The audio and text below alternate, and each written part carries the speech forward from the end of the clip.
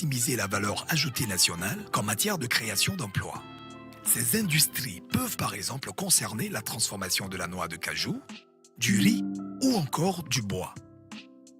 Néanmoins, la gestion des résidus de transformation et l'approvisionnement en électricité peuvent s'avérer compliqués et coûteux pour les industriels.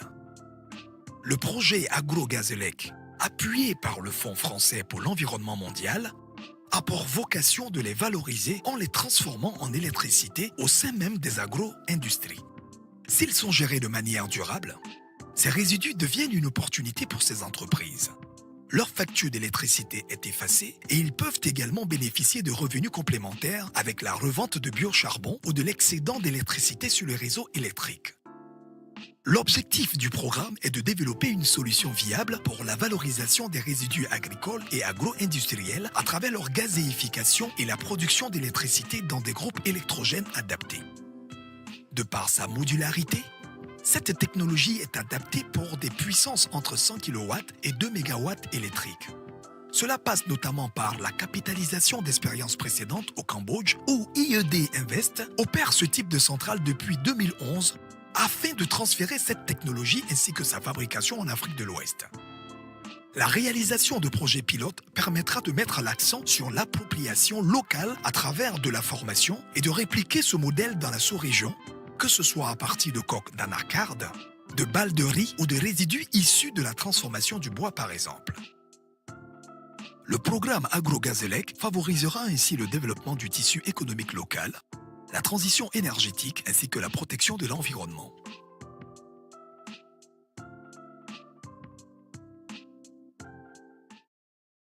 Maya was founded in 1993 and listed on the air share market in 2012. Maya is China's leading high-tech enterprise focusing on the R&D and manufacturing of optotronic intelligent identification equipment.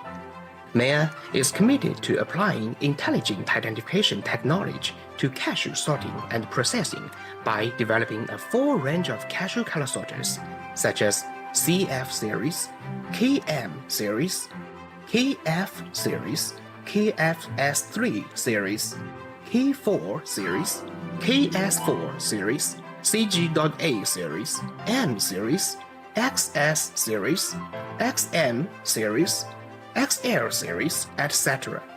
The whole scene sorting solution can be provided to raw cashew separation, whole cashew separation, split separation, broken pieces separation, tester separation, scorched separation, medium spot separation, shell separation, foreign material separation, and so on.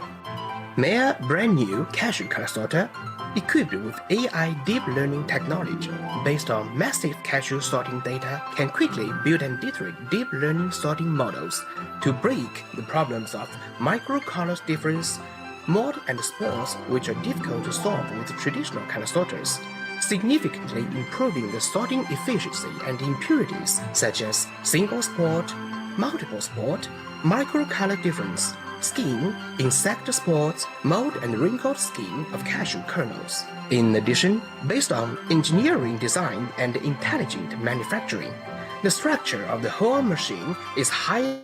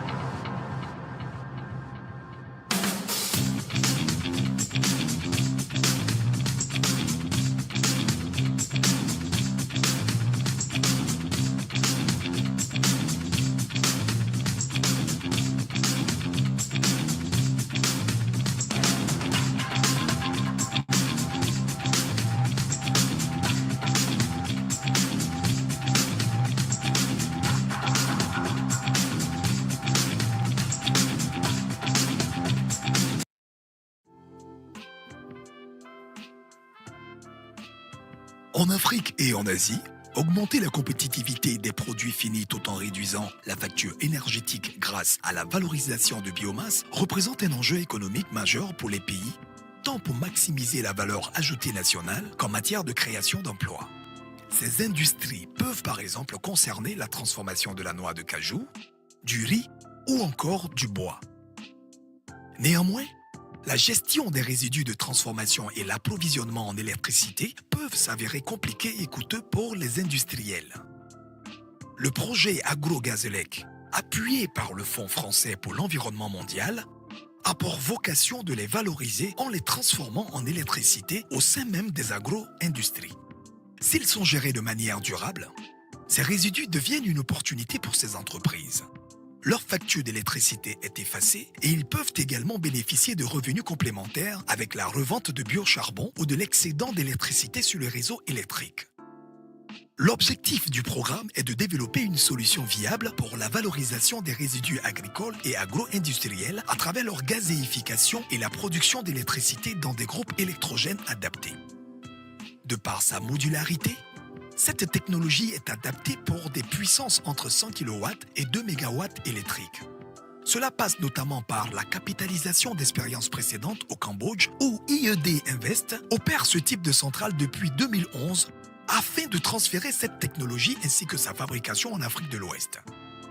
La réalisation de projets pilotes permettra de mettre l'accent sur l'appropriation locale à travers de la formation et de répliquer ce modèle dans la sous-région, que ce soit à partir de coques d'anacarde, de balles de riz ou de résidus issus de la transformation du bois par exemple.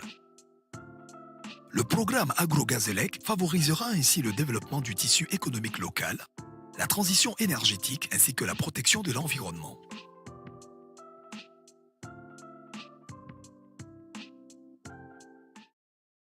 Maya was founded in 1993 and listed on the air share market in 2012. Maya is China's leading high-tech enterprise focusing on the R&D and manufacturing of optotronic intelligent identification equipment.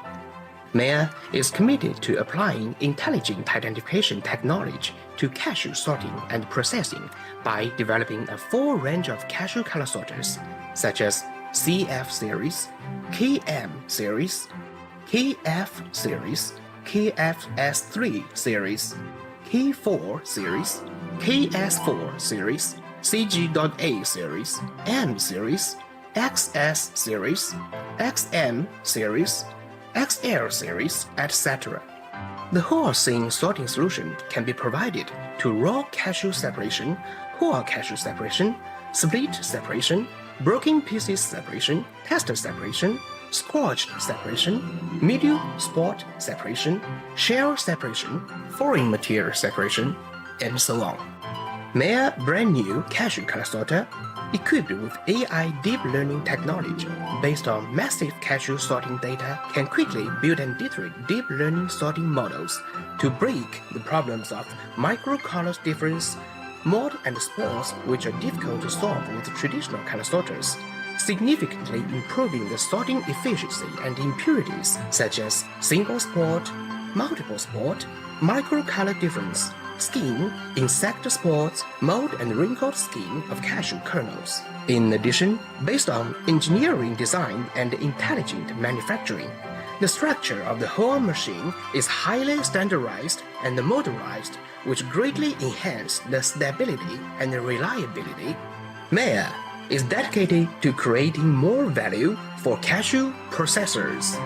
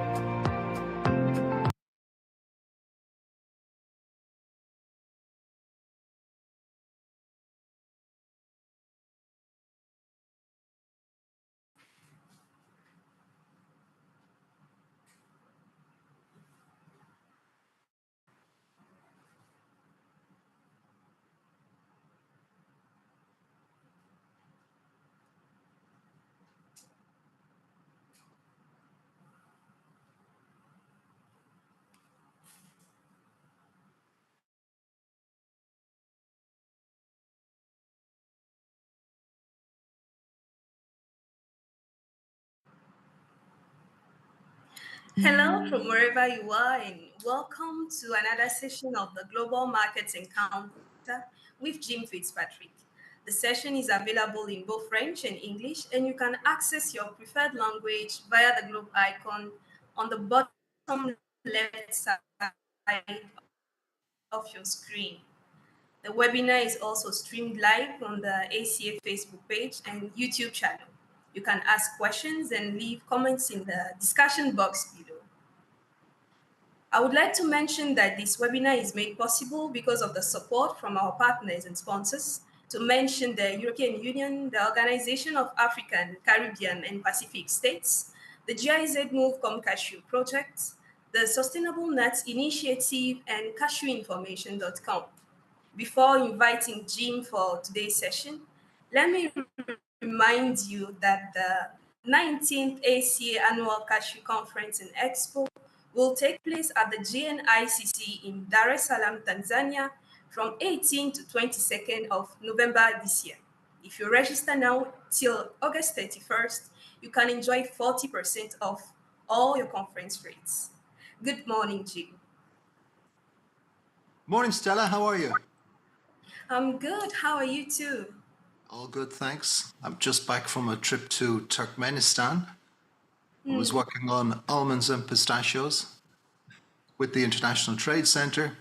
Do you know what? It reminded me how far the cashew sector's come on processing. Really interesting. So I thought today we'd have a look at processing in Africa and its development, as well as a chat about the markets. Sure, the floor is yours. Thank you, Stella. Good morning, good afternoon, everyone. I hope you're all keeping well. This is what I've got for you today. We're going to talk markets, some of the trends and some of the trades. We're going to have a look at the crop update. We'll have a look, as I said, with processing in Africa and how it's developed, where it is, and maybe a little bit of where it's going. And after we've gone through those few things, I'd invite anyone to ask a few questions, give a few comments. They're all valued, they're all useful, and they add to the event. So if you've got something, don't hesitate. Get in touch. You can use the chat, you can raise your hand. Whatever way you want to communicate, we're here to listen and to react. So let's get started. But before we do, let me just remind you that all of these sessions, all 77 of them now, are online on the African Cashew Alliance YouTube channel. So there you can access video of the charts. Might even be interesting to look back a year ago and see what the situation was before the market took off, so to speak. Anyway, they're all there. Have a look. If you ever have any interest in any of them or any questions, don't hesitate. Right at the end, you can see my contact details. Feel free to contact me. If I can help, I will. So let's start. Have a look at markets. We're going to have a look at markets. We're going to have a look at trade, imports and exports, and we'll have a look at some of the trends around those too. So I think the main comment in an interesting period, but not particularly volatile period of the last few weeks, is that kernels prices remain quite resilient. And the way I see it, there's pressures both ways at the moment, which is tending to balance the scale. Yes, it's dropped down a little. It's picked back up again in the last 10 days.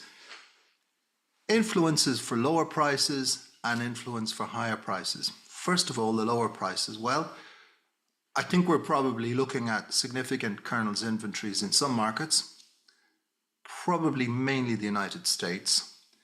We're looking at good crops just about everywhere. Up to now, everyone's forecast really good crops. There is a certain amount of economic uncertainty. The prospect of import tariffs, though not necessarily on cashews, but import tariffs could depress economies, and that's creating economic uncertainty, especially in the US, but also in the European Union, and to a lesser extent elsewhere. We have the impact of price rises, and we talked about that the last time back, a couple of weeks back, when we spoke about the impact of price rises on demand in key markets and how we'd seen that in some markets, China and the Middle East particularly, but that it was beginning to bite in others, Western markets, markets where distribution is mostly through supermarkets. And we also talked about the impact of lower forward sales as buyers waited to see how the crop would come in. So several factors contributing to pressure for lower prices. What's the other side of the coin? what are the factors that are contributing to higher prices? Well, first of all, I think that the lower than normal levels of forward cover, so that brings buyers back to the market more regularly than they otherwise would. You'd often see situations where either through importers or directly, the roasters and packers cover themselves for 6, 8, 12 months forward, even further in some cases, and then they're out of the market. That feels and looks very different to a situation when buyers are regularly in the market, even if the volumes are less. That's one factor. Second factor is the current RCN prices, which also are holding up a little bit, possibly due to a later crop in Cambodia, but they're holding up a little bit and they're out of line with kernels prices, and that makes it more difficult for processors to sell forward.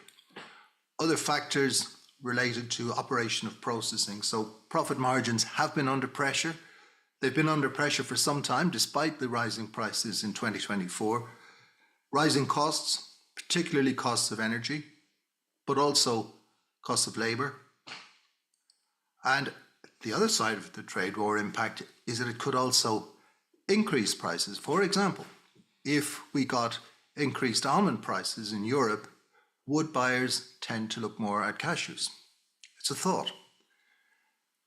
So we have at the moment a number of factors, some of them strongly pushing prices lower, but others maintaining prices. And I think in this balance, we see the reason behind the resilience of cashew kernel prices so far this year.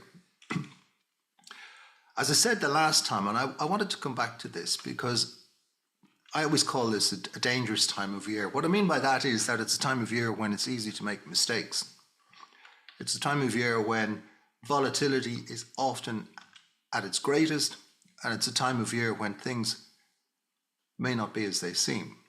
So last time we talked about the impact of distorted market information, the lack of policy announcements, the absence of good, reliable crop estimates, the vacuum created by that being filled by gossip and rumour and myth, which is sadly always a factor in the cashew sector, and that leading to speculation, which in turn feeds the vicious circle. Well, where are we now? What are the factors that are influencing now? So I looked at it from 2 points of view and I thought, what's the market impact of these different factors? So February, March, April, I think that we're looking at greater impact of news in terms of supply. So what's happening now is in West Africa, the regulations are being announced. I think that's almost finished at this point. We still have a lot of gossip and rumour and myth, people talking about, I saw one broker talking about a crop failure. Well, that's pretty wrong, isn't it? But nonetheless, it feeds into the mill, as we say, grist to the mill. And the harvests are coming in. So at this time of year, February, March, April, the influence of the Northern Hemisphere crops and supply factors. But as we go on, as we come into April, May, and beyond that, the demand factors start to dominate. So we'll start to ask ourselves, will buyers continue to buy cashews at these prices? Will roasters take forward cover if they feel that there's a greater period of economic uncertainty or possibly even recession? How will they react to that? So demand and supply chain factors start to have a greater influence as the year goes on. And we're just on the cusp of that period now. As we come into April, people start to look a little bit more at demand because their questions on supply, for the most part, have been answered. So let's get into something on prices. So I had a look at 320 price trends. I don't often speak in detail about price on this event. It can change so often. And anyway, there's so many different prices and so many different discussions around price that I tend to avoid it because it can be misleading. But we'll have a look today and you can see the trend. So here's our trend in prices, May 2019 through to April 2025. And we see the big price increase and we see the trends. Now, interestingly, if you analyze that trend in a simplistic fashion, it still is in a slight downtrend, which is remarkable, thinking of where we were before.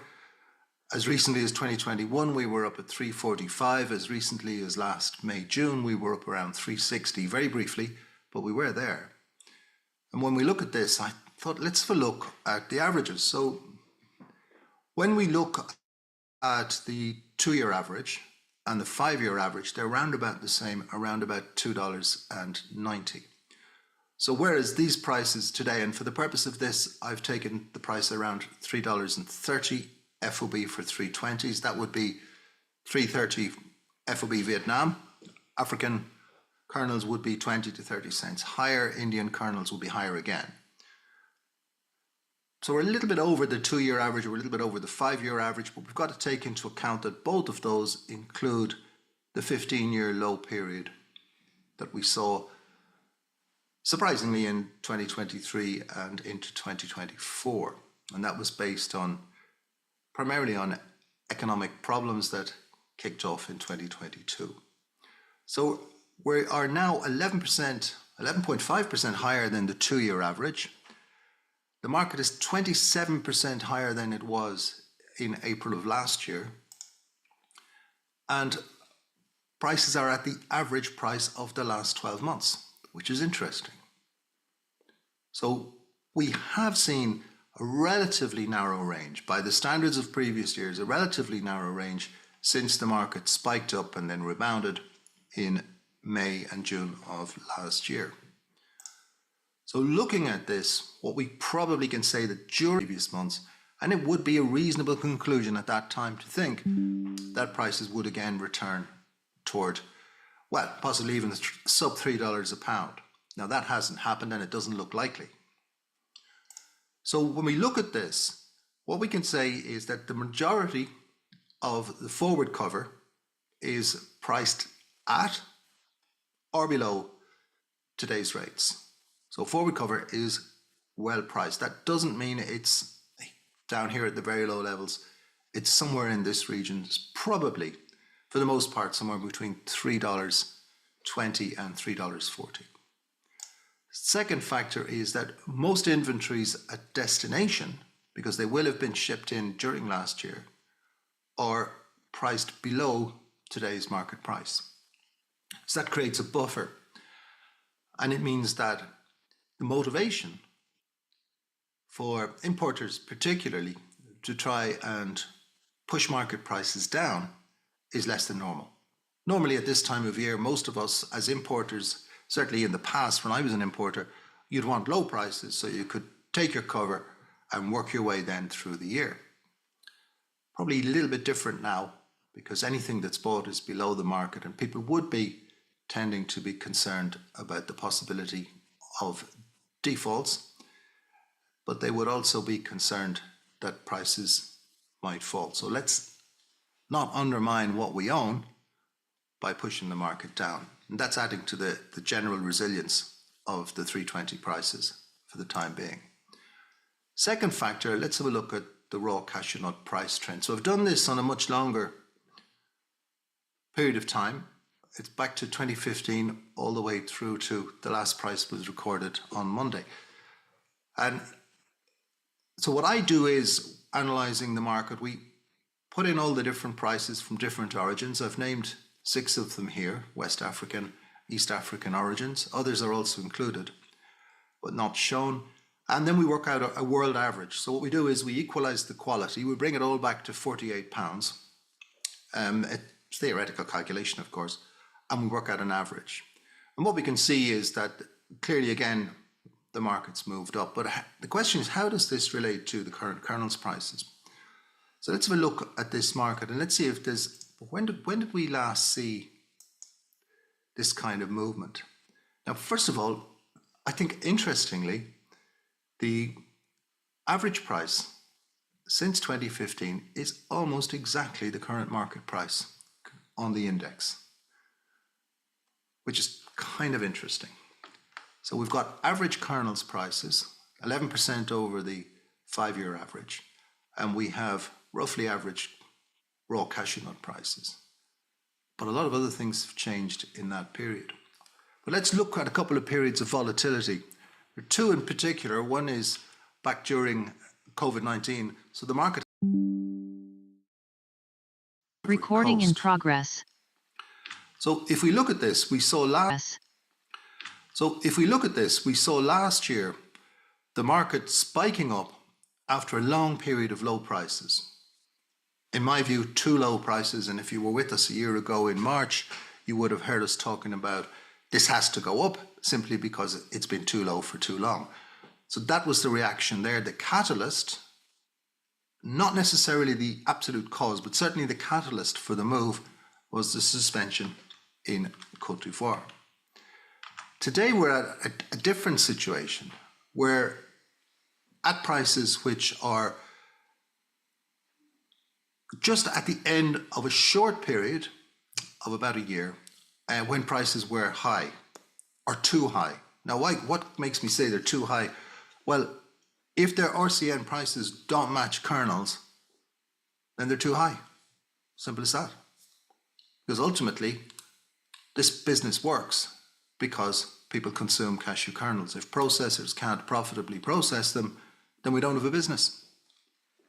So looking at it, we're now in a situation where prices, although they're at average levels, they're in a different environment. We've not come through a period of low prices. We're just coming out of a period of high prices, and we've seen this correction. Question mark is the correction over? Or are we at the beginning of another period of price volatility? So if we look at prices over the last 5 years, it gives us a little bit of a better clue. So although we are at the 10-year average prices, we're significantly about $100 above the average price over the last 5 years. So this is just pointing to, let's look at kernels and say we're close to the typical kernels price of the last 5 years, but we're above the RCN price. So that starts to say to us that raw cashew nuts are overpriced. So if we're asking the question, what's going to give here? So something has to give. If kernels prices and RCN prices don't match for processors to make a margin, something's got to give at some point. Either the RCN has to come down or the kernels have to go up. Looking at this, and we're just looking at numbers here, we're not looking at market sentiment, we're looking at the numbers. This says to us that raw cashew nut prices are more likely to come down than cashew kernel prices are to go up. Let's focus in on that a little bit.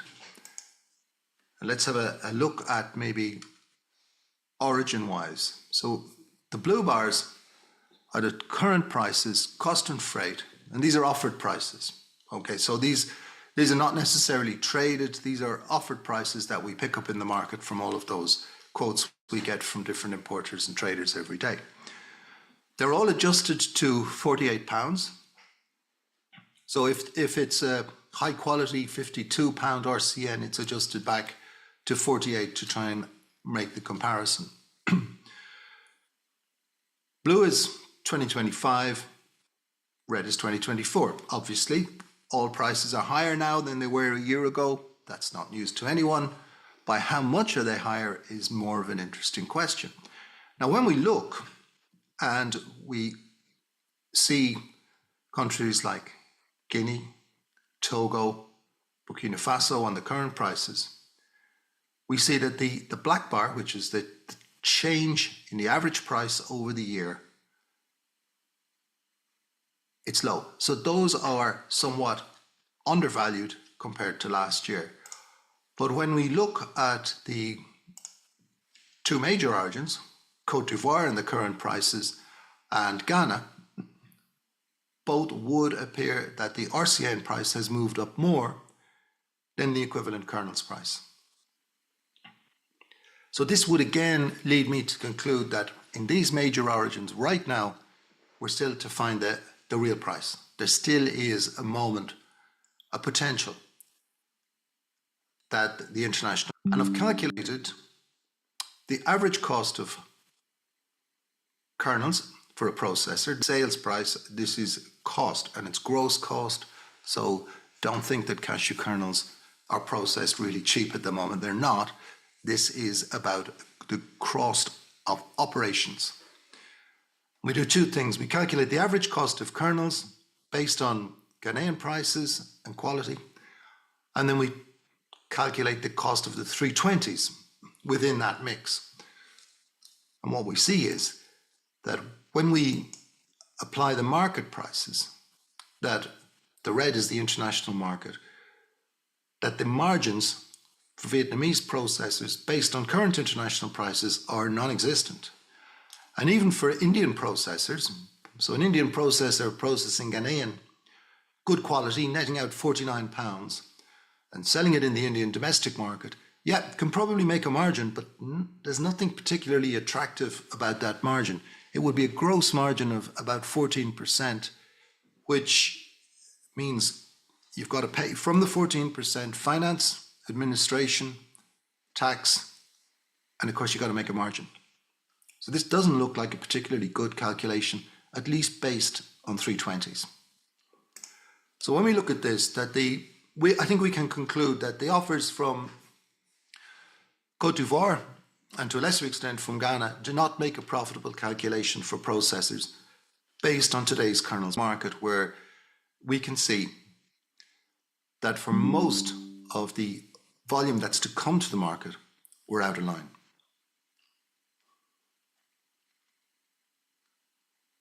Okay, let's continue our discussion on price and price trends.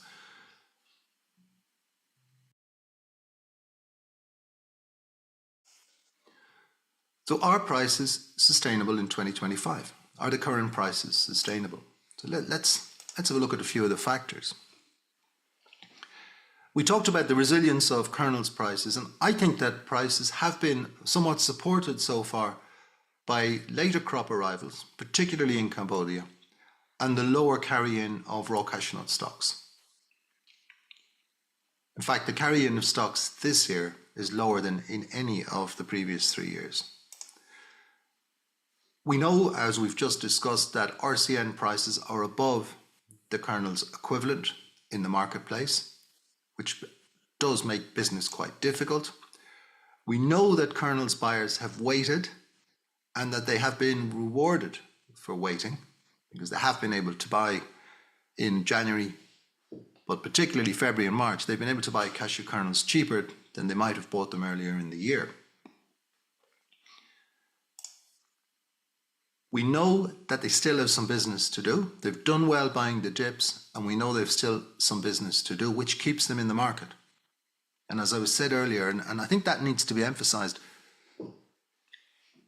if there's someone in the market every day or every week, it feels very different to a situation where buyers are covered, even if the volumes are the same. So someone coming into the market and covering themselves for a year gives a very different sentiment in the market than if that person comes in every week and buys something and builds up their cover over a period of time. And that's where we are now, and that's adding to the sustainability or to the resilience of prices. We also know that the current kernels prices can work for roasters. I'm talking about good quality cashew kernels from Vietnam. 320s around $3.30. 240s actually look great value at the moment. Maybe you buy them 10 cents above that. And if we're talking African cashew kernels, we're looking at prices somewhere between $3.50 and $3.60 FOB for close to market sustainable African cashew kernels. But what we don't know yet, and this particularly applies in markets of the West, we don't know what higher retail prices and the potential economic downturn, how that may impact demand. And it's not clear-cut. So we have the potential impact of import tariffs and trade, which could have a short-term impact on economic confidence, but probably the impact of tariffs takes a longer time to dig in. On the other hand, we have in Europe inflation very much coming under control. So we have a situation in Europe where the most recent inflation figures suggest to us that interest rates may be dropped again. So in Europe, we have this mixed messages. In the United States, for now at least, looking at the stock market, looking at the economic commentary, the US may be headed into a difficult period due to its actions on trade and actions on tariffs. So looking at this situation, it seems to me that over the coming months, the availability of raw cashew nuts will increase as the crops come in, as those raw cashew nuts are shipped to destinations for processing and as they're processed in African countries. That means that the upside on kernels price is limited, probably very limited, without something dramatic, and it's very late in the year for something dramatic. It's limited. But kernels price levels are workable. So you have, on the one hand, people who've already bought and with inventories who would like to defend the value of those inventories. And on the other hand, you have a good calculation. You take $3.30 FOB for a good quality cashew kernel, and you can turn that into a product which you can make a profit on in the retail markets. So that we're left with the question, how would an economic downturn impact demand, particularly in the US and EU? And I'm focused on the US and EU in this case, because it seems that that's where the economic impact would be greatest in the short term.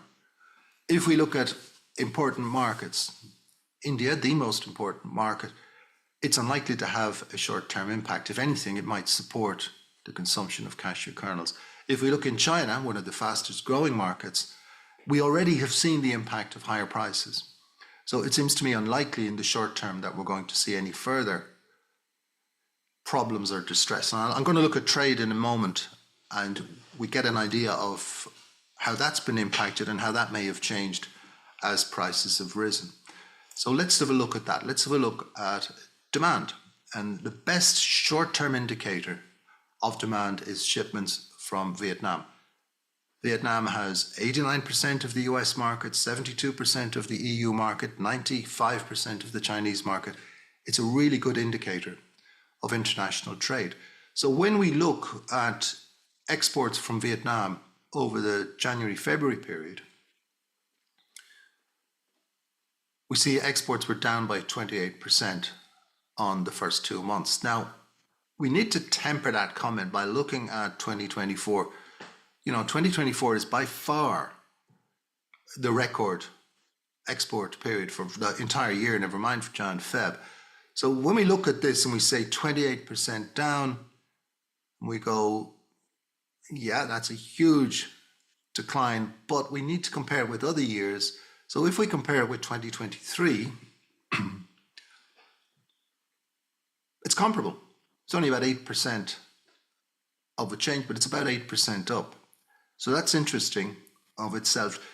It would appear, initial conclusion, we are certainly not going to see a year like 2024 for demand. We are certainly not going to see double-digit rises in demand anywhere. But we may see a year like 2023, which wasn't a bad year.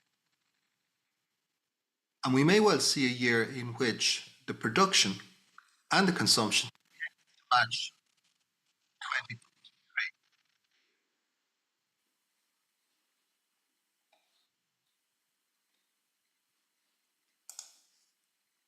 If we look at Vietnam's exports to some of the key markets,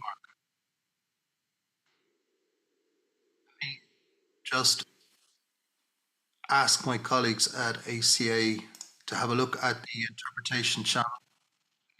The French channel is coming across me at the moment. We're hearing both. If you'd have a look at that for me, please. So back to the subject, demand trends on kernels.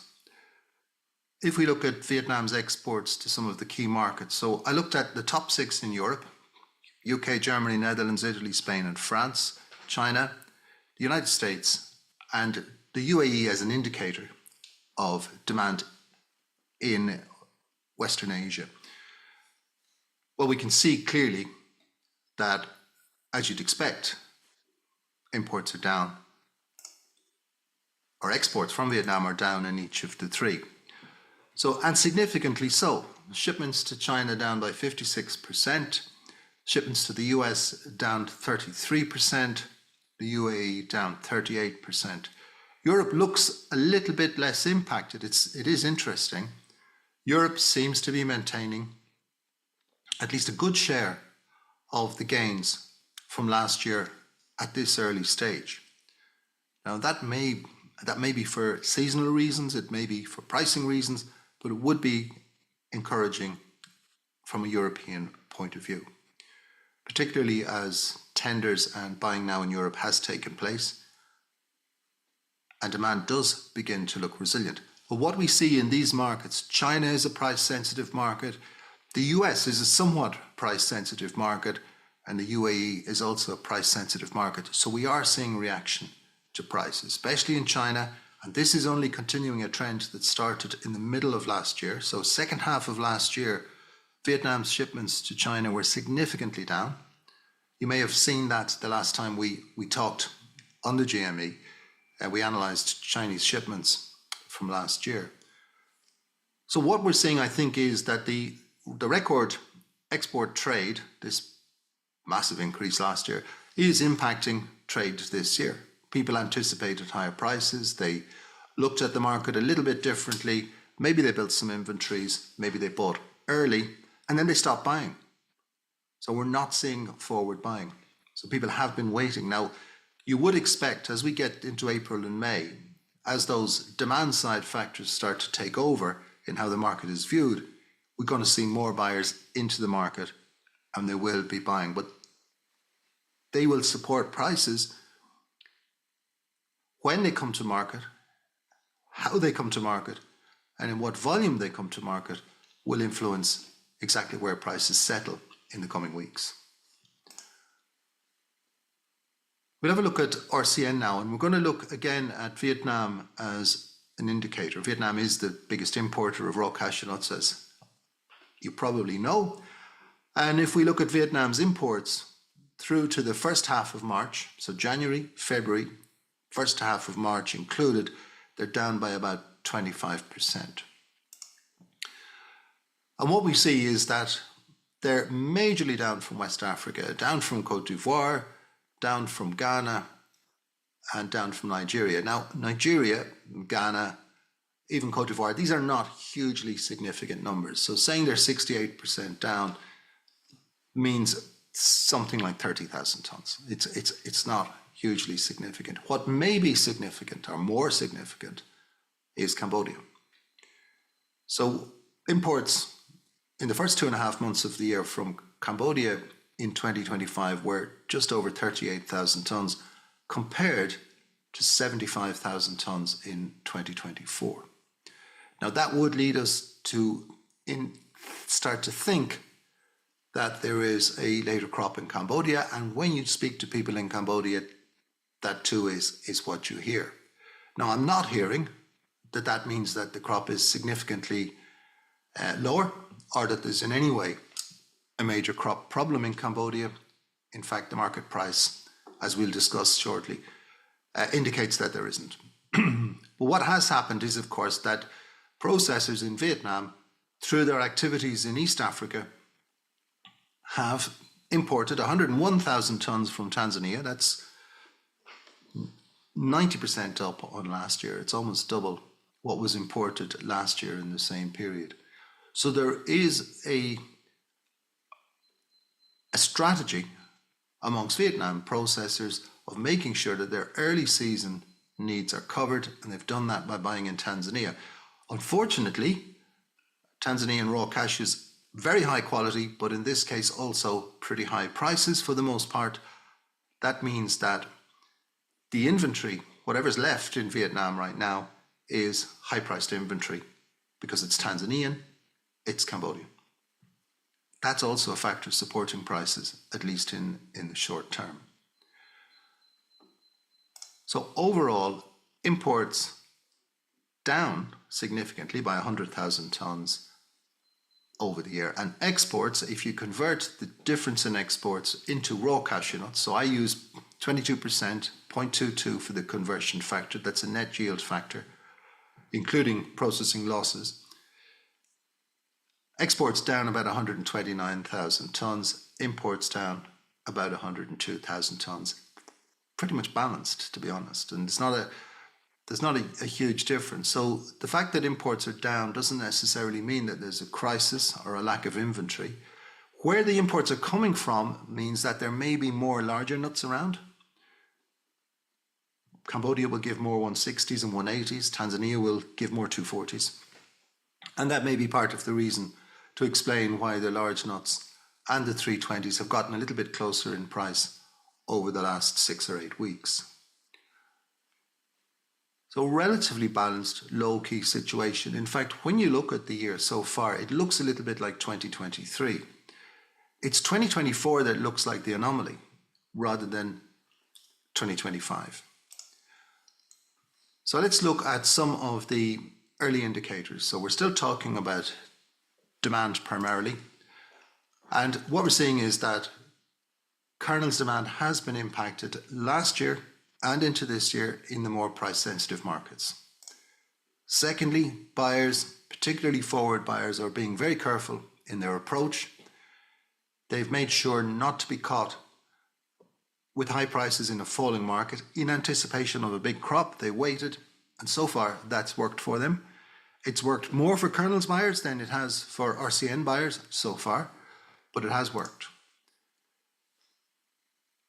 In terms of Vietnam, the imports are down, which shows caution on the part of Vietnamese processors, but they're actually down less than exports.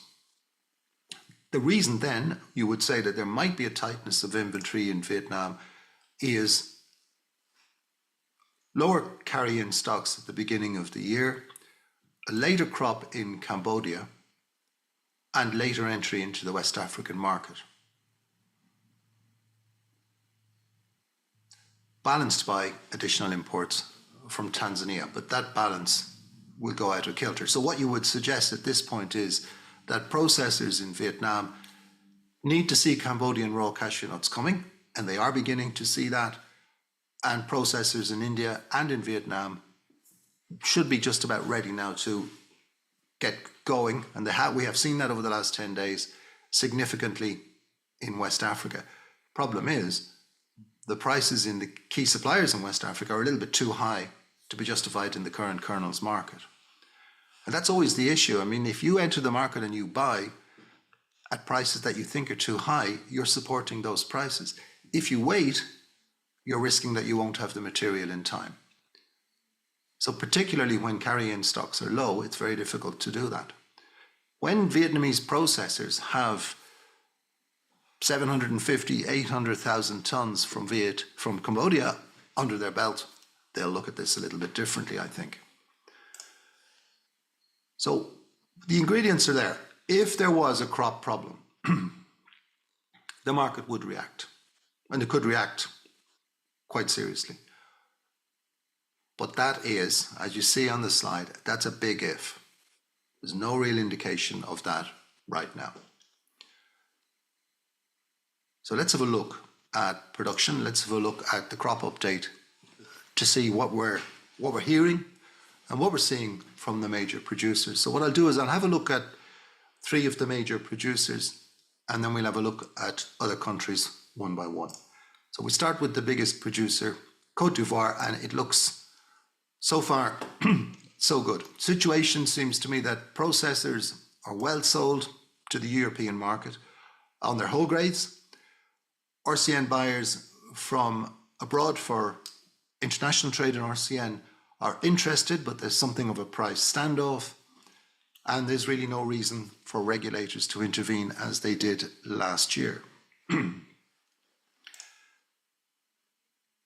We think about 40% of the crop is committed. So that would include nearly everything that processors will need, and somewhere between 80 and 120,000 tons committed to the export trade at this point. So as it stands, what we've seen is good arrivals based on high on-farm.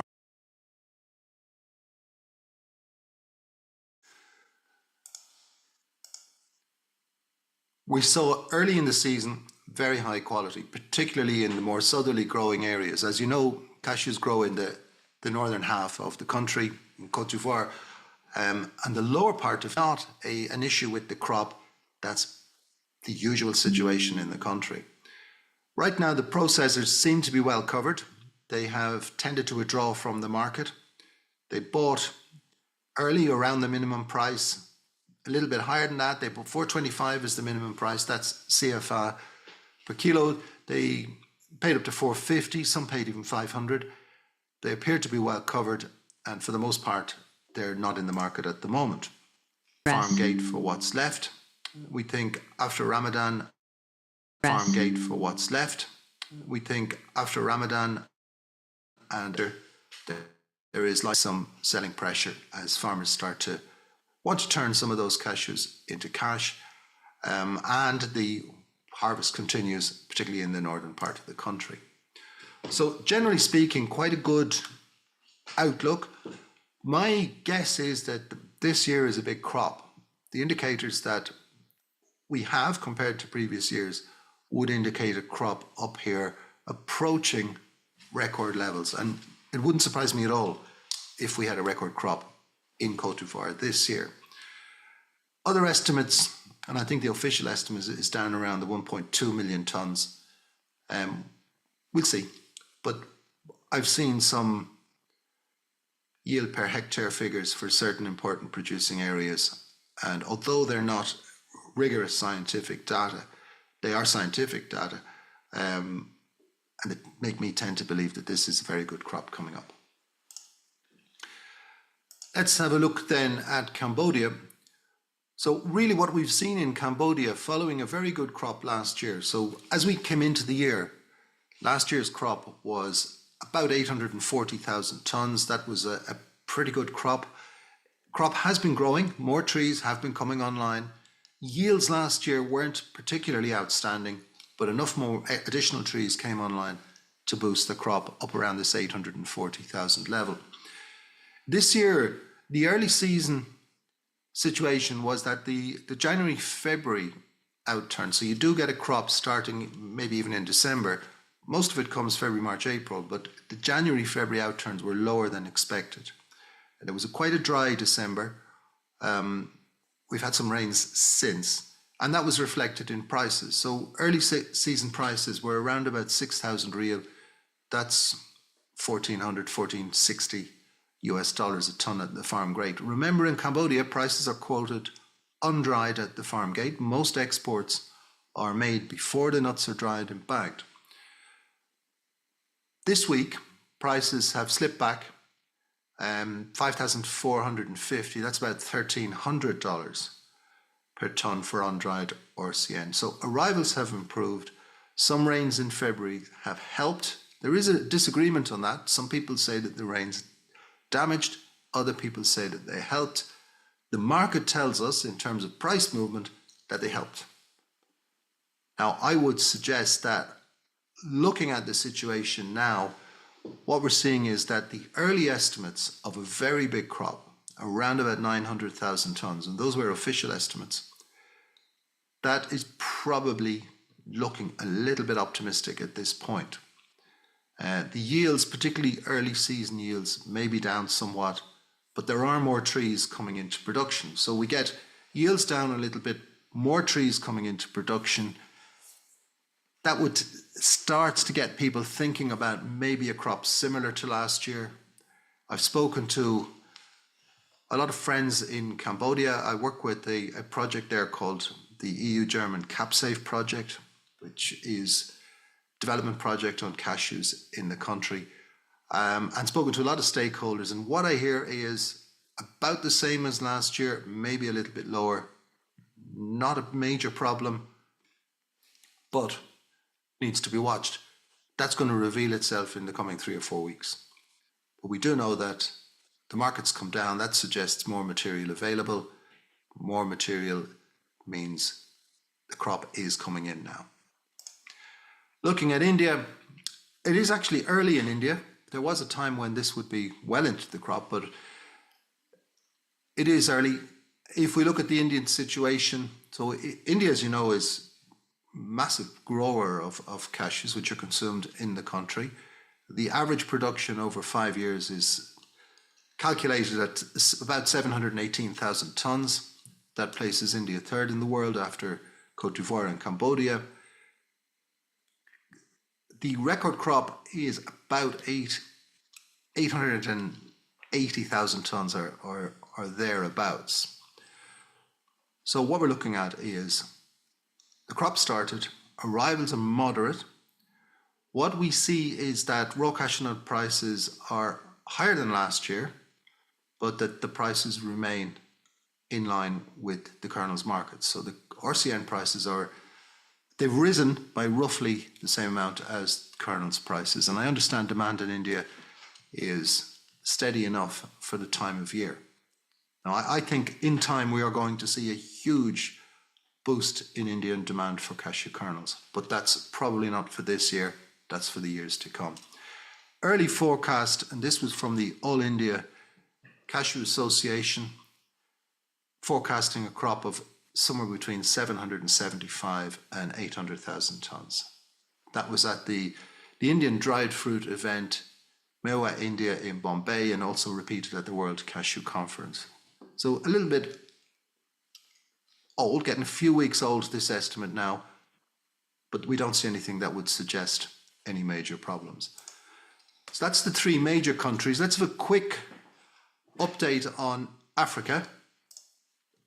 Mozambique, I mentioned Mozambique unusually in April, but again we see an increase in the crop estimate for the current crop, the 2024-2025 crop, which is now estimated to be 40% up. That's a record crop.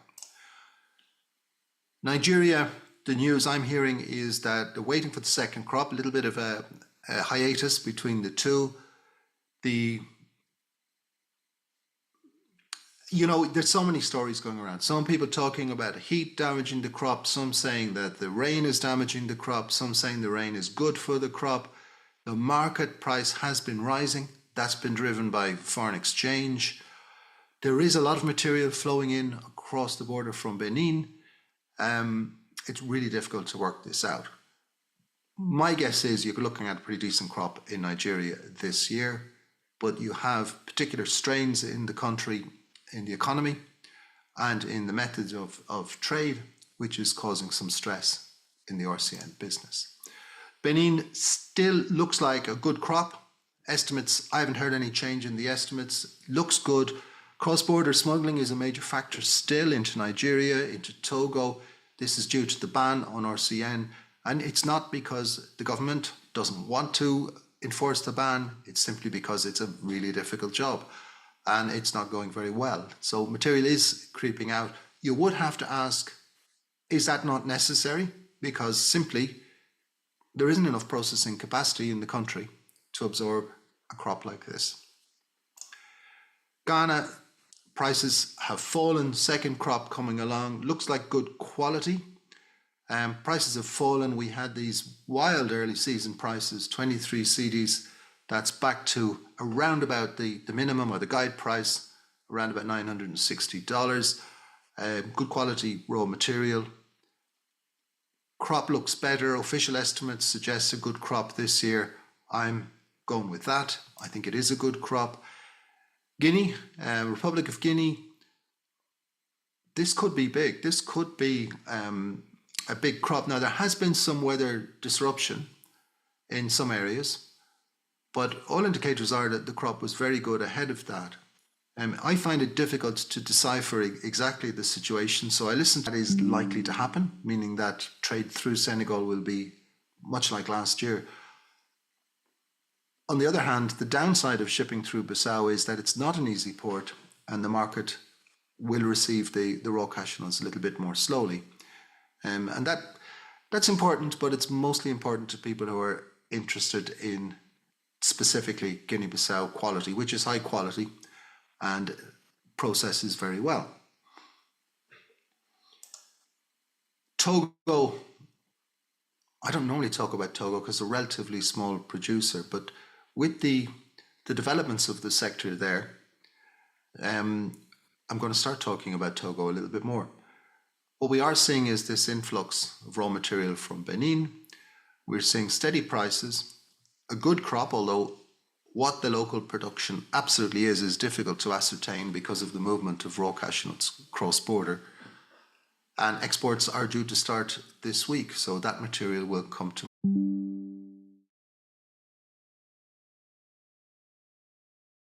Recording if you've in been with us progress. before, you'll know the way I like to look at it. I look at a high estimate and I look at a low estimate, an optimistic and a pessimistic estimate for all the countries, and I come together with a crop estimate. So over the past 2 weeks, I've slightly revised. It does mean perhaps that Vietnamese processors can come a little bit later to West Africa, allowing time possibly for prices to moderate on raw cashew nuts. West Africa, we've been talking about it. We're going to watch this closely. I think it's a big crop. How big is big? So is Cote d'Ivoire, for example, going to hit the previous record level up around 1.4 million?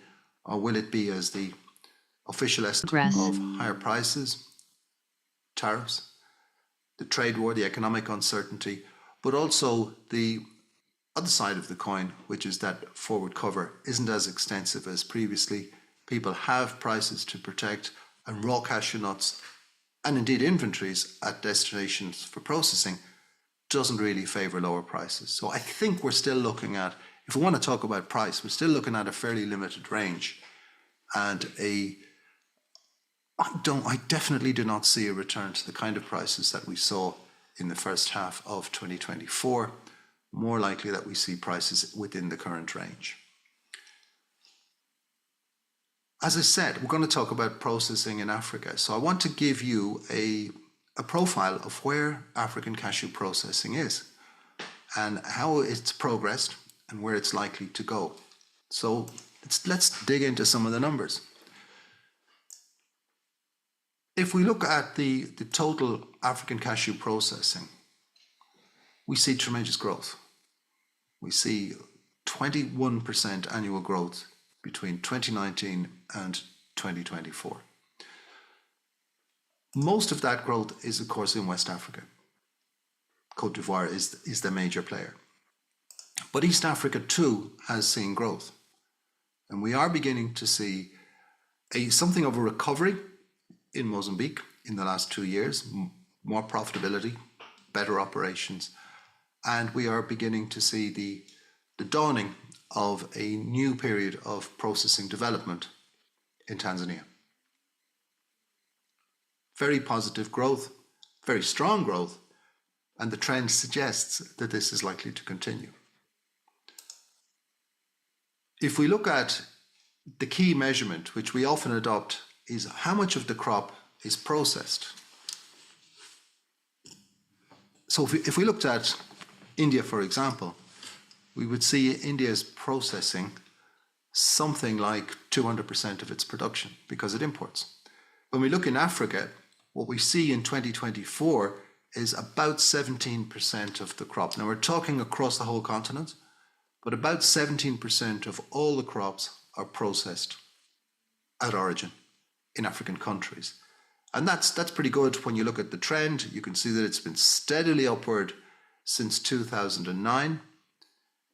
You can see a little interruptions here and there, but generally speaking, it's been going up. Growth slowed during the COVID period, but post-COVID we've seen fast growth. In the last 2 years particularly, you're going to see steps up. So you tend to see big steps up now because factories tend to be much larger scale, and especially in West Africa, the new factories tend to be large factories. So you don't get slow, you get step-by-step growth. And that's what we're over 300,000. So it's on a separate chart. So if we take the group of following countries, this is what we get.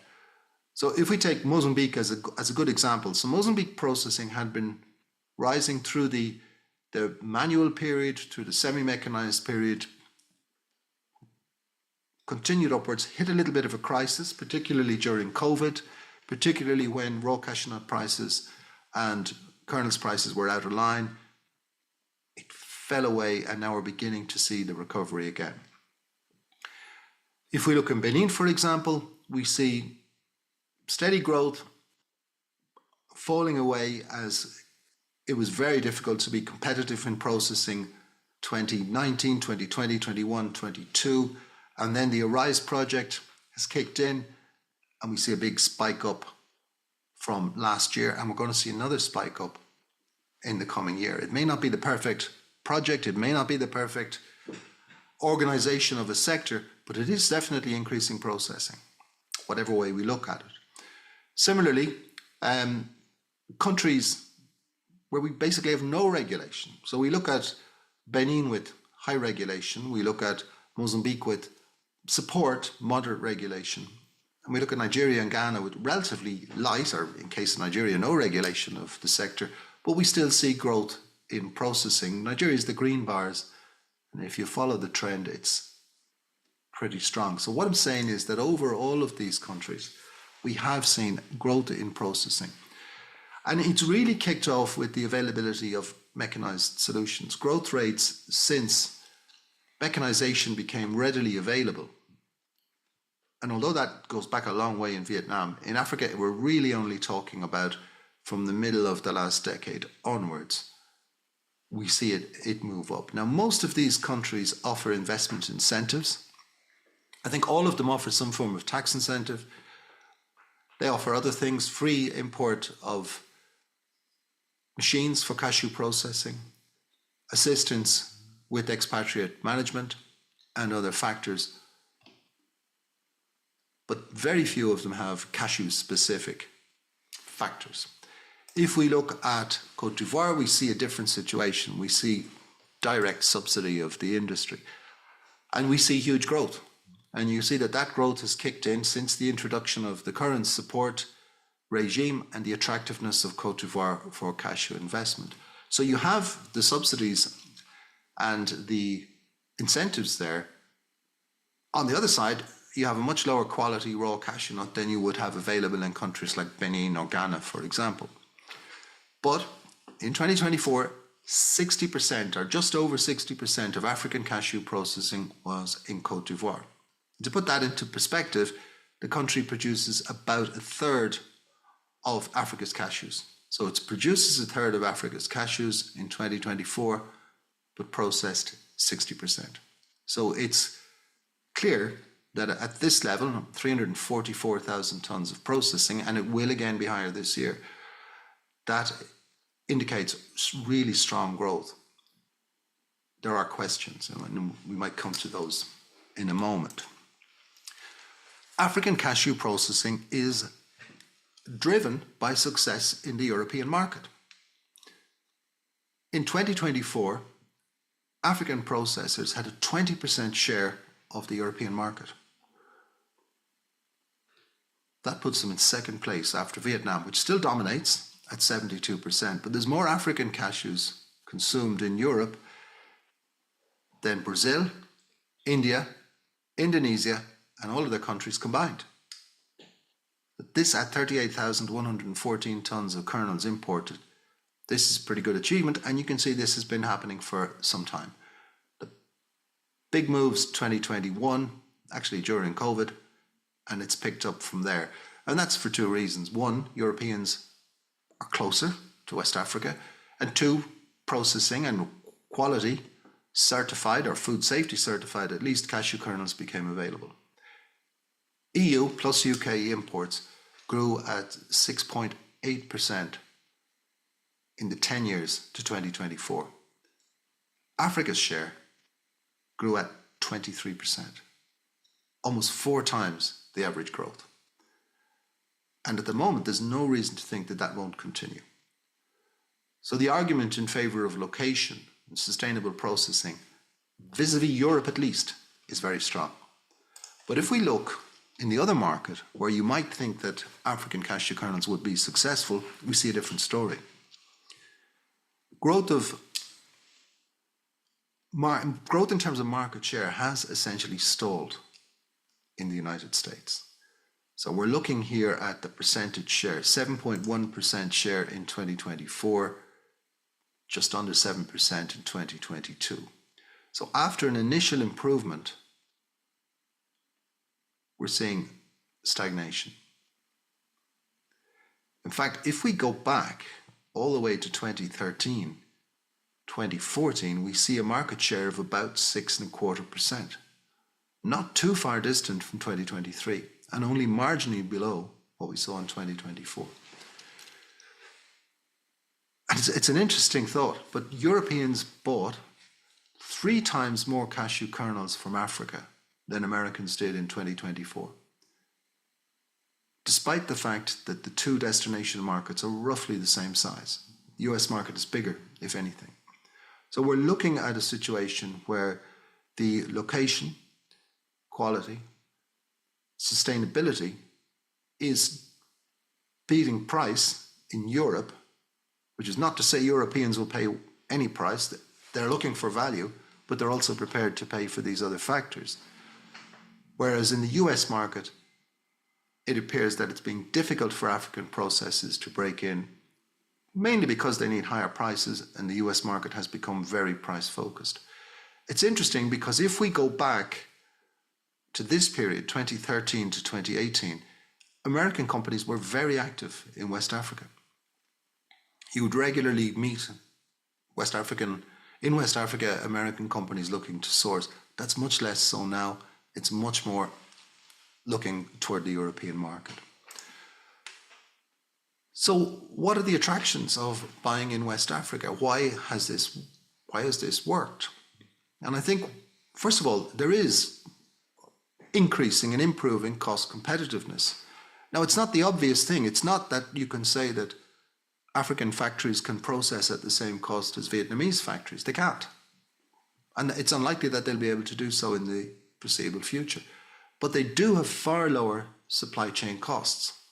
So if you think of Vietnam importing 60% of its raw cashew nuts from African countries, particularly West Africa, and the costs associated with that, or Indian factories importing 60% of their raw cashew nuts from African countries and the costs associated with that. So we're talking about assembly costs, trading costs, shipping costs, export tax, finance costs, landing costs, delivery costs, and so on.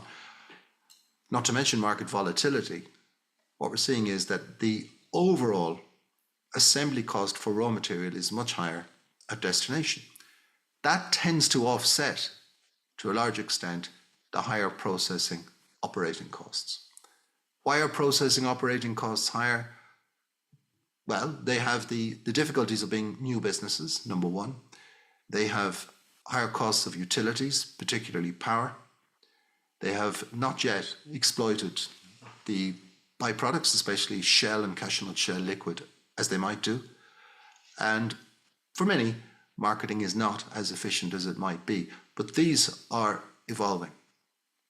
And what we see, for example, we already are seeing in India, and this is a slight aside, but in India we're seeing mechanization really taking hold now, and we're seeing that the average cost for a large-scale mechanized factory in India is much lower than for the more traditional factories. So it's a work in progress, but for now, cost competitiveness is based on offsetting higher processing operational costs against lower supply chain costs. Doesn't fully offset, but it does get African cashews into a range where they can compete, especially in higher quality markets. Second, facility of those factories in recent years to meet buyers' requirements. Generally, you're looking at a lighter color, better quality product. It's also fresher. Supply chain that's less complex and nearer to the market. Clearly, West African cashew processors are the nearest to the North American or the European markets. East African also have advantages, particularly in the Middle Eastern market. Traceability is much easier, and it's an important buyer requirement now, and it's much easier to implement in an origin-based processing. Factories tend to be modern because they're new. They tend to be modern and mechanized in larger scale factories, which gives them an advantage. Food safety is a key factor. The food safety in those modern factories is good. The certification is genuine, and we can see the results of that in the tests. And of course, the other aspect is that having an alternative, not being the dominant supplier, being a second supplier, if you like, that reduces risk for buyers. So some buyers see that and they will support it. Overall, when we look at the general trend, West African suppliers, Tanzanian suppliers, Mozambique suppliers are now in a position where they can meet buyers' requirements. And as particularly in Europe, where more and more social and environmental responsibility requirements are coming into the law, it's easy to see how only origin processed cashew nuts can meet those requirements. Is it possible to implement full traceability for the international trade in raw cashew nuts? Well, it may be, but it hasn't been done yet. So how this in the longer term works, will we see a situation where African processors focus on their close markets and Vietnamese processors focus on their close markets, or perhaps add more value, remains to be seen. When we look at location, we can see that location means more than just shorter transit. So it certainly means shorter transit times. So I picked Ghana in this case and just calculated minimum transit times to the various markets and the percentage those markets consume, you can see, compared to transit from India or transit from Vietnam into those markets. The 35 days doesn't change, by the way, if you go trans-Pacific as opposed to this direction. It's for illustration purposes only. Close to market means, yes, lower freight, but it also means shorter shipment times.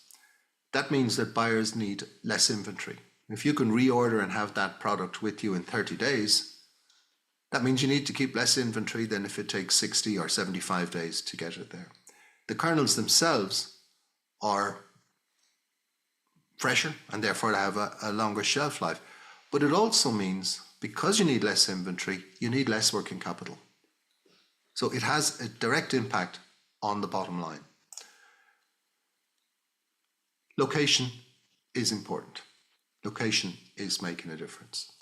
If we look at, again, really here we're talking about the ability to meet buyers' requirements. So we're looking at what might be termed a sustainable supply chain. We're looking also at an alternative. It reduces the risk of a single supplier. It allows buyers to meet their environmental and social responsibility requirements. It's an opportunity for investors, and it has the added impact of supporting livelihoods and a better future for smallholder families. So one can see the reasons why European buyers, particularly driven by demands from supermarkets and consumers, would tend to focus a little bit more on West Africa. It does mean slightly higher cost kernels, but you have all of those advantages too. What created this change? Well, I think about this and I look at it and I think, well, mechanization played a big part. Mechanization, okay, it increased your capital investment, but it also shortened the time for market entry. No longer is it necessary to train thousands of people in cashew processing. Increased production in the region, obviously. Rising supply chain costs had also a big impact. So that if your freight is higher, if fuel prices are higher, if it's more expensive to move kernels 30,000 kilometers, it's logical. Don't do that. Process them close to origin. And those rising supply chain costs have acted as a catalyst for processing in Africa. Responsibility and sustainability, I've mentioned already. The economic arguments are as strong as those. We shouldn't just think that African processing is about responsible and sustainable processing. It is, but it also makes sense in terms of cost. The impact of development projects has been huge across the sector, and so has supportive government policy. It's not by accident that Côte d'Ivoire processes 60% of the cashews processed. The fact that the subsidy that supported the life of the factory for so long will be one day withdrawn. And I'm not saying that that will be this year or next year, but it will be one day withdrawn. Means you have to prepare for that. You need to make sure that your business isn't just built on subsidies, on support, that it can't stand alone. So there are big issues in African processing, but there's huge success. And that is continuing to grow. And I wouldn't be at all surprised if we saw processing this year grow again by something like 20%. So we've talked about markets, we've talked about African processing. I hope I've put some context on those for you. I hope you found it interesting. Let's go back to Stella now and see if we've got any comments or questions. Thank you, Jim, for the great presentation. Yes, we have questions. To dive into them, we have seen some variation in the price per ton of cashew nuts between major producing countries in Vietnam, India, and Cote d'Ivoire. Can you help us understand what factors contribute to this variation in prices? Variation in prices are often down to location, quality, but also down to policy and the way the market is structured. So cashew kernels prices in India are much higher than other countries because India has a structure of a market which doesn't allow imports. So what's happening now, for example, is Indian processing is remodeling itself to become more competitive for the domestic market. In Vietnam, we had a different situation where the efficient mechanized processing allowed costs to come down, and for some time prices came down too. So basically the differences in prices between areas are location, which means cost, quality, which impacts the value of the kernels, local regulation, consumption, distance from markets, efficiency, cost of utilities, a whole range of factors. I think across production, we don't see as many differences, but we do see, for example, high yielding countries like Cambodia, where the average yield per hectare is 1.42 tons. That obviously affects price and cost and all of those factors related, compared, let's say relate that to countries in West Africa where probably the highest yield is something like 650 kilos per hectare and the average is around about 450. So a whole range of factors contribute to that. Stella. Thank you, Jim. We are also hearing more about a drop in outturn and potential crop concerns. Is this just a speculation, or are these issues more real than what we think? What's your take on this? So there's a couple of factors at play here. We are seeing lower outturn in Cote d'Ivoire, for example, because that happens every year. That is a fact. So certain parts of the country have higher outturns than other parts of the country. That's normal, that's regular. That is not to say that there is any necessarily indication of a change in the typical trend. We may be seeing lower outturns in Cambodia this year. Not conclusive on that, but there's a lot of rumors. And, you know, in a relatively quiet market, people will fill the space with rumor and myth and gossip. And I think we're seeing a lot of that right now. Yes, I probably would agree that the crop estimates are a little bit lower. We've marked down our own estimate a little than they were 3 weeks ago, but I don't see any major factor. And I would say it's really important to try to distinguish the rumor from the fact and to try and base decision making on facts insofar as we can. Stella. We are also seeing a sudden decline in arrivals from Nigeria and Ghana. Could this be a sign that perhaps we are too optimistic about the crop sizes this year? What's your perspective? My perspective is that we're between the first and second crops in many cases. That shouldn't be taken as an indicator of crop loss or failure at all. Give it 2 more weeks, then have another look. Okay. And for our last question, we are moving back to Cote d'Ivoire.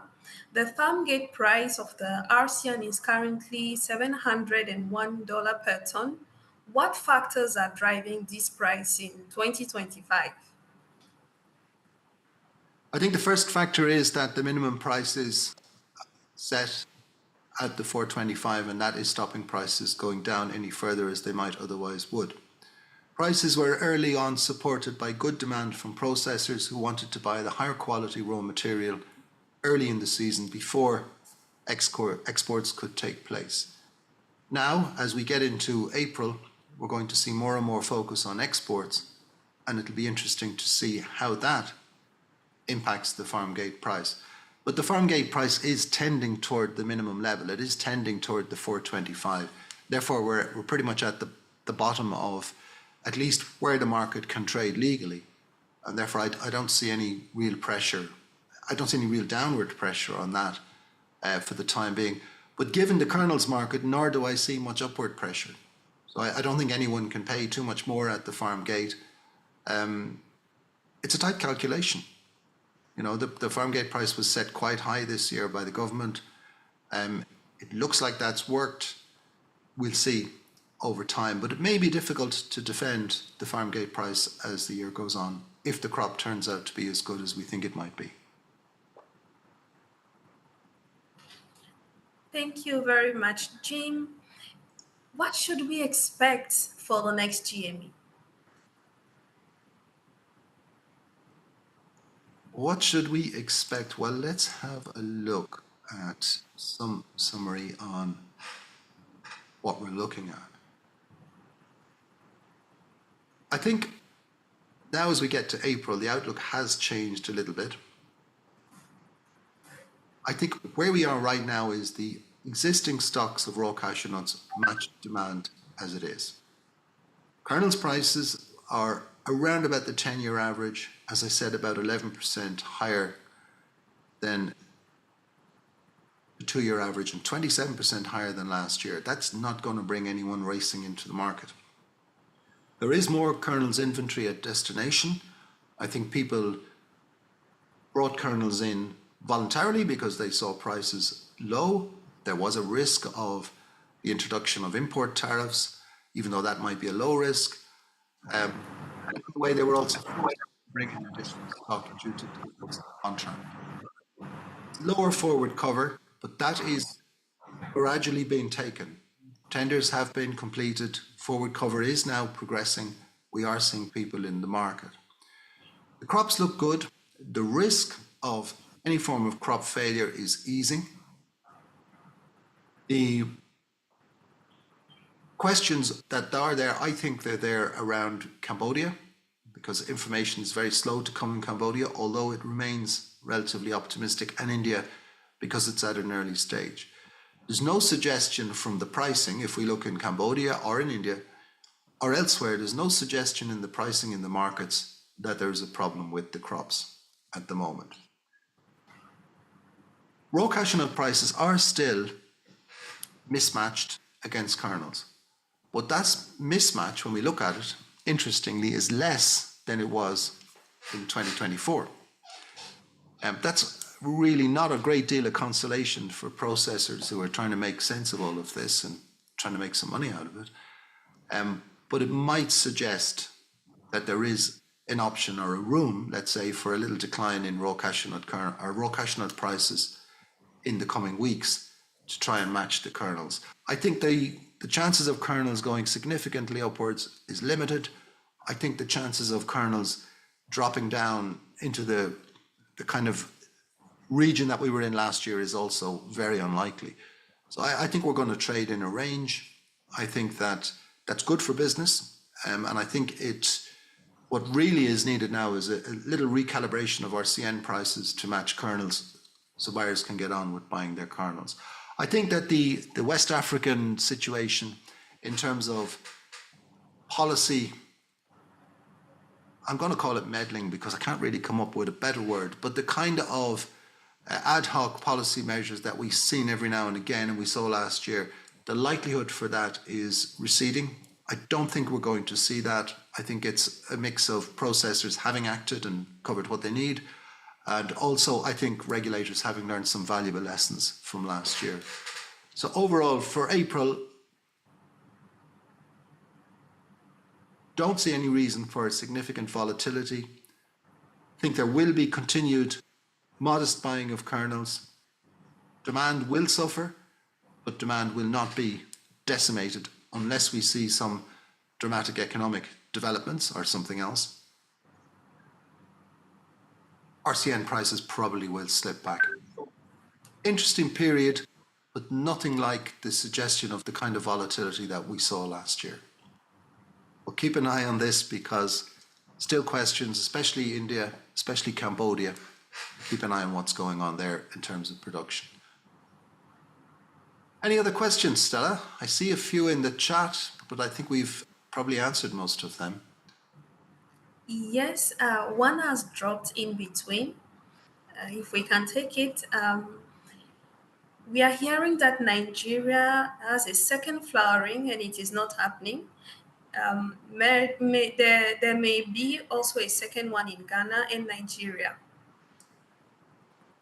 Well, if there's no second flowering in Nigeria and Ghana, that would be the first time in history that there's been no second flowering in those two countries. There may be reduced flowering, there may be very good flowering, but there will be flowering. That's a fact. So I think this kind of comment that there's no flowering, there's no crop, there's a failure, guys, this is not the way to work in this market. This is destructive. It's not going to work in the future on myths and rumors. More and more people have the ability to see what's going on. So if you don't see flowers on the trees that you expected, wait a week or two. If you don't see the crop coming in, wait a week or two, because it looks like that's what we're seeing this year. So, There is another question. Are there chances of the record crop resulting in a depression of prices across the board? well, that's exactly what we've been trying to discuss over the past 90 minutes or so. And I would say that, yes, there is a chance of a record crop. Depression of prices is, it sounds like a question that whether or not prices could go to the historically low levels of last year. I do not see that. Could prices get a little bit lower? Yeah, they could. Is there a depression? So depression means a huge collapse of prices. No chance, in my view. Absolutely no chance of that. If that were likely to happen, it would already have. I don't see it happening. Yes, Jim, another question. Tanzania and Mozambique have less of a logistics advantage to EU due to the Red Sea. How do you see this affecting processes? Well, I think in the case of Tanzania, there is a tremendous opportunity to focus on the market in the Middle East, which will absorb significant volumes of high quality cashew kernels. But we also see buyers in Europe buying from Tanzania. The logistical advantage in terms of cost isn't a huge factor. There is a logistical disadvantage compared to West Africa in terms of the time taken for shipments. So I think that processors in East Africa need to, A, produce really good kernels, which they are capable of, and secondly, focus on markets that appreciate those. So for Tanzania, it might be buyers that are interested in a lighter color, more an Indian style cashew, if I can say that, and they might see good opportunities in the markets of West Asia. For Mozambique, there are opportunities in markets in Asia, but also opportunities in Europe. The logistical advantage for high value products like cashews, values in the $7,500 a ton, logistical cost disadvantages are less impactful than they would be on lower value commodities, for example, peanuts.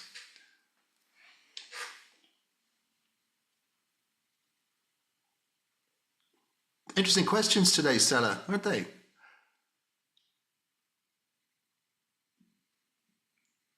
Stella, I think you're muted. Another question just dropped from my end, Jim. Okay. An observation. In India, the crop this year is also lower like it was in 2024. The first crop was not as good as the second flowering. and the crop can be 70-50 to 800,000. But I strongly disagree. Last year crop was about 35% lower, and this year is still be at 40% lower. Well, thank you for that information, Vikram. It's a very interesting opinion.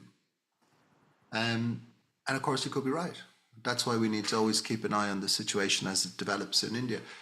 It's not what I'm hearing now, but let's wait and see. What would it mean? I'm 35% lower than what? So I guess we're talking about lower than the 2023 crop, or lower than the prediction of 750 to 800,000 by the All India Cashew Association. Yeah, but the other thing I think nowadays is that, thank you, Vikram, he's just clarified that he means lower than the 750. India has quite a diverse production area. It will be interesting to see how that sets forward, but I do say it's nowadays the last of the major origins to harvest, so we do keep a close eye on it. If I were looking at it, I would just on what I hear, I think 40% lower, so 40% lower than 750. Nah, I don't think so. I can't see that. Maybe in some areas, but I certainly can't see that all India wise.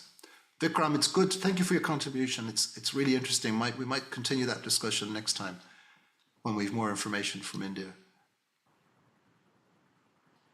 Thank you, Jim. I think we've now fully exhausted the questions in the chat and also the comments from our participants. We would like to especially thank you for the 77th Global Market Encounter. The next GME will be on the 16th of April.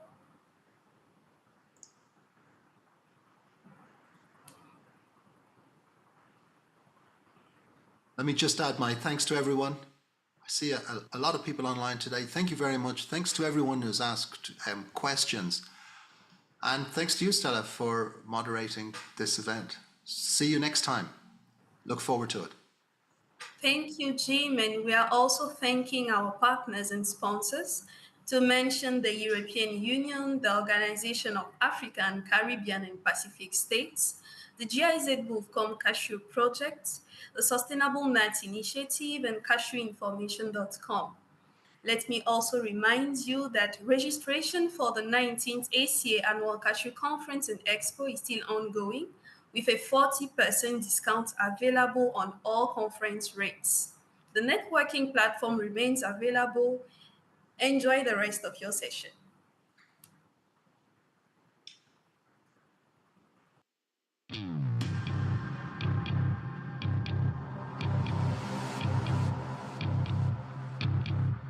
Recording stopped.